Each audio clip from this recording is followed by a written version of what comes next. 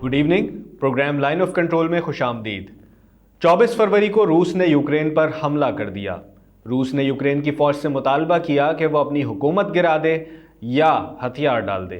ताज़ा तरीन इत्तलात के मुताबिक रूस ने यूक्रेन से मुज़ाकरात पर आमादगी जाहिर की है और बेलारूस में वफूद की सतह पर मुज़ाकरात के लिए रजामंद है। चीन इस मामले में मुकम्मल तौर पर गैर जानिबदार है। अलबत्ता शाम के सदर बशार अल असद ने वाज़े लफ्ज़ों में रूस की हिमायत का ऐलान किया है। बदकिस्मती से पाकिस्तानी मीडिया में जिन अफराद को ये नहीं मालूम कि दुनिया के नक्शे पर यूक्रेन और रूस कहाँ वाक़ हैं, वो भी इस पेचीदा तरीन मसले पर सुबह शाम शोर गुगा कर रहे हैं। यही वजह है कि इस अहम तरीन इलाकाई तनाज़ों पर गुफ्तगू के लिए आज साबिक ब्रिगेडियर आसिफ हारून हमारे साथ मौजूद हैं। ब्रिगेडियर आसिफ दिफाई तज्ज़ियाकार हैं और कौमी और बैनुल-अक़वामी इदारों में उनके इंफॉर्मेटिव आर्टिकल्स शाये होते रहते हैं। अस्सलाम वालेकुम सर। वालेकुम अस्सलाम दानिश। सर, रूस और यूक्रेन के दरमियान तनाज़ो क्या है, ये कैसे शुरू हुआ? हम चाहेंगे कि आप हमें इसके बैकग्राउंड से रोशनास करवा दें। जी शुक्रिया दानिश। 1917 में बॉल्शेविक रेवोल्यूशन जो आई रूस में, और उसकी बुनियाद पे जो है, जो बॉल्शेविक रूल के दौरान रशिया जो है उसका स्टेटस यूएसएसआर, सोवियत यूनियन जो है वो बन गया। और 1919 में जो है, जो यूक्रेन है वो भी यूएसएसआर का हिस्सा बना। तो शुरुआत तो यहाँ होती है। फिर ये जो 91 से जो ये सिलसिला शुरू हुआ ब्रेकअप का, जो इसके रिपब्लिक्स जो थे, उसमें ये यूक्रेन जो है ये भी 1991 में जो है ना वो अलहदा हो गया और एक इंडिपेंडेंट मुल्क जो है ये बन गया। 1994 में जो यूक्रेन था ये रूस का, जब ये सोवियत यूनियन भी था, तो ये एक इसका सबसे एक स्ट्रेटेजिकली इम्पोर्टेंट जो है ना रिपब्लिक था। और उसने अपनी जो ज़्यादातर जो अपनी न्यूक्लियर मिसाइल जो आर्सेनल था वो वहाँ डिप्लॉय किया हुआ। तो ये एक इंटरनेशनल माहदे के तहत जो है ये इसको, इसके चेरनोबिल प्लांट को भी डिकमीशन किया, और न्यूक्लियर वेपन जो है ना वो भी इसके रोल बैक करके और उससे ले लिए गए कि जी आपकी सिक्योरिटी जो है हम गारंटी करेंगे। और गारंटर में अमेरिका, यूके, रूस जो है वो शामिल थे। और सबसे बड़ी वजह ये थी कि 91 के बाद ये तो सोवियत यूनियन तो बिखर गया, टूट गया और श्रिंक हो गए, रशियन फेडरेशन बना। लेकिन साथ जो वो न्यूक्लियर वाली जो किस्सा है, वो न्यूक्लियर प्रोलिफरेशन जो है वो बहुत शुरू हो गई। और बॉटल्स में जो है ना यूरेनियम एनरिचमेंट के जो प्रोडक्ट हैं वो एक्सपोर्ट होने शुरू हुए। तो 1990 की ही बात है, 90 और 91 में, जब अमेरिका ने रूस को, यल्त्सिन को ये एक प्लेज किया, ये कमिटमेंट की कि आप ये जो बर्लिन वॉल गिर गई है और अब इंटीग्रेशन हो रही है ईस्ट और वेस्ट की, इसमें अगर आप मदाखलत नहीं करेंगे तो हम ईस्ट यूरोप में ईस्टवर्ड एक्सपेंशन जो है हम नहीं करेंगे। लेकिन ये उसने वादा कोई रिटन फॉर्म में नहीं दिया, ये एक वर्बल एग्रीमेंट था, लेकिन उसकी पासदारी उसने नहीं की। और उसके बाद जो है इसकी जो 1991 में जो इसकी मेंबरशिप जो थी वो 12 थी, वो बढ़ते बढ़ते बढ़ते फिर जो है वो इस वक्त 28 पे जो ये है ये पहुंच गई है। खतरे की बात जो रूस को ये लगी कि जॉर्ज बुश के वक्त से वहां पर उन्होंने बीएमडी, एक मिसाइल डिप्लॉयमेंट सिस्टम जो है वो आगे लगाना, इंस्टॉल करना शुरू कर दिया, जिसमें पोलैंड, हंगरी, चेक रिपब्लिक उसमें वो लगाए, जो कि डायरेक्टली जो है इसकी सिक्योरिटी को थ्रेटन करते थे।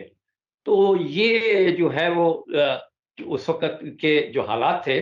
लेकिन जो रिएक्शन जो आना शुरू हुआ पतन के वक़्त से, वो हुआ जब जॉर्जिया को इन्होंने कलर रेवोल्यूशन के ज़रिए सीआईए ने किया और प्रो मॉस्को रजीम को गिरा के एक प्रो वेस्ट रजीम लगाई। उसके रिएक्शन में फिर 2008 में पहली दफ़ा जो है रूस ने जो है वहाँ जो है ना अपने ट्रुप्स भेजे, इन्वेजन की, और उसके 2 प्रोविंसेस जो है ना उनको अलग करके उनको इंडिपेंडेंस दिलवा दी। तो ये तो पहला इसका एक ऑफेंसिव एक्ट था। लेकिन जो असल में जो तनाज़ा पैदा हुआ और जो गर्मी आई और जो इसने भी जो अपने ज़ोर बाज़ु का जो इस्तेमाल दिखाया रूस ने, वो यूक्रेन में 2014 की शुरुआत में वहाँ भी जो है प्रो मॉस्को रजीम जो थी, उसको चेंज करके प्रो वेस्टर्न जो है ना रजीम वहाँ ला खड़ी की।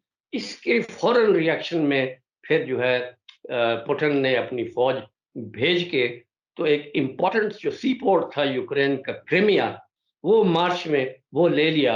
जस्टिफाई ये किया कि जी जो यूक्रेन है उसमें मेजॉरिटी जो है वो तो रशियन स्पीकिंग है, ये तो हमारा एक हिस्सा है। साथ ही जो है जो एक डोंबस का इलाका है ईस्टर्न यूक्रेन में जो जिसका बॉर्डर रशिया के साथ मिलता है, वहाँ पर जो है सेपरेटिस्ट मूवमेंट शुरू करवाई, जिसमें ये लुहांस्क और डोनेट्स्क के इलाके हैं और वो उस वक़्त और आज के दिन तक जो है जारी और सारी हैं और रशिया उसको जो है वो सपोर्ट करता रहा है। तो ये जो थी सारी बैकग्राउंड थी जिसकी।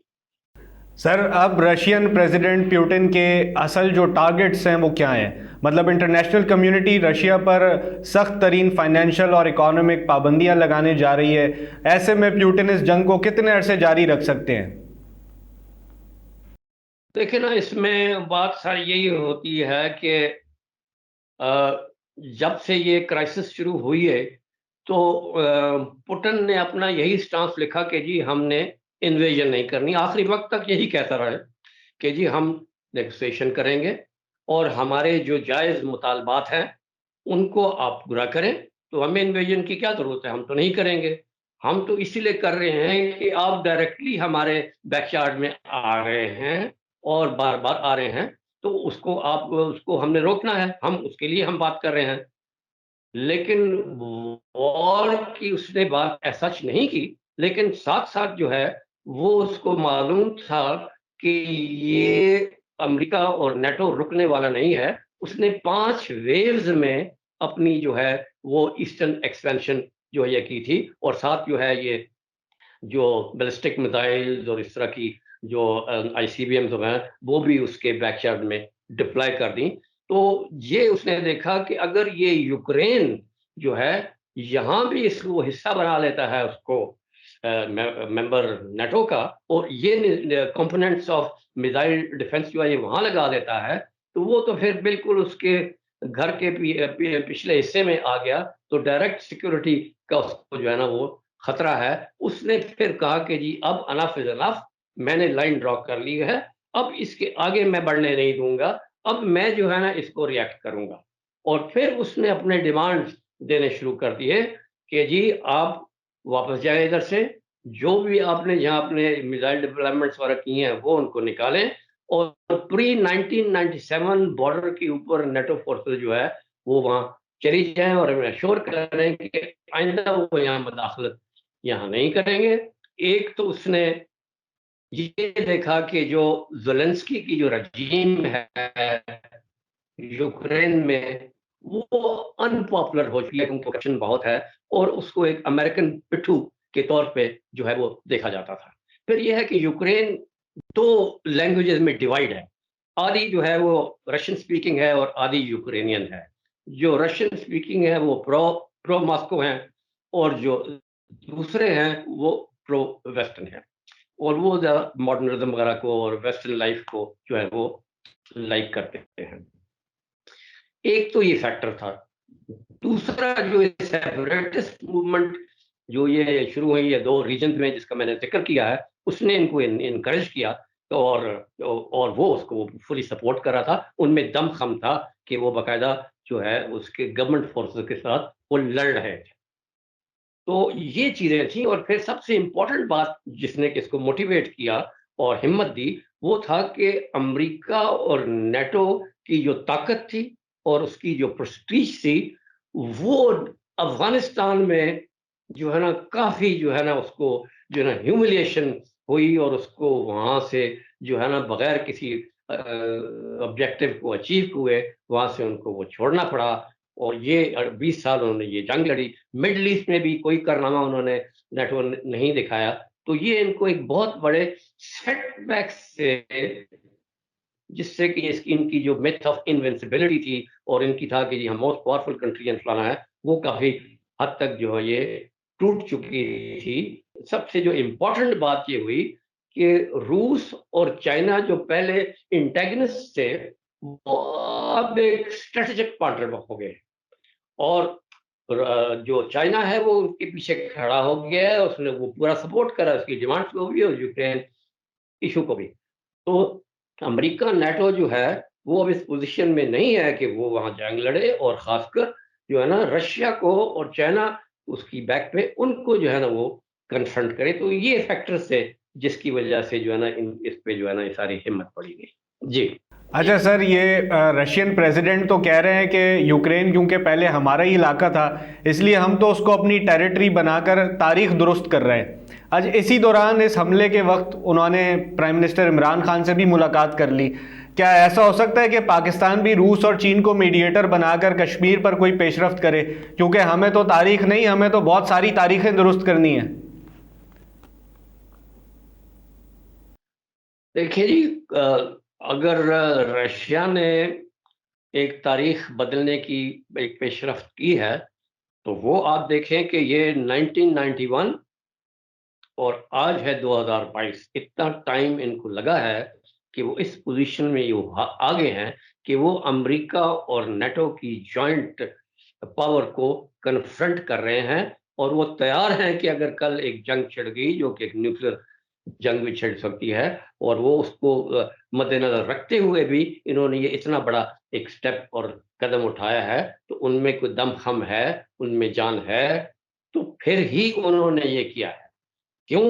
क्योंकि रशिया के ऊपर जो यूरोप है मुकम्मल तौर पे जो है गैस के ऊपर काफी हद तक जो है वो गैस पे डिपेंडेंट है।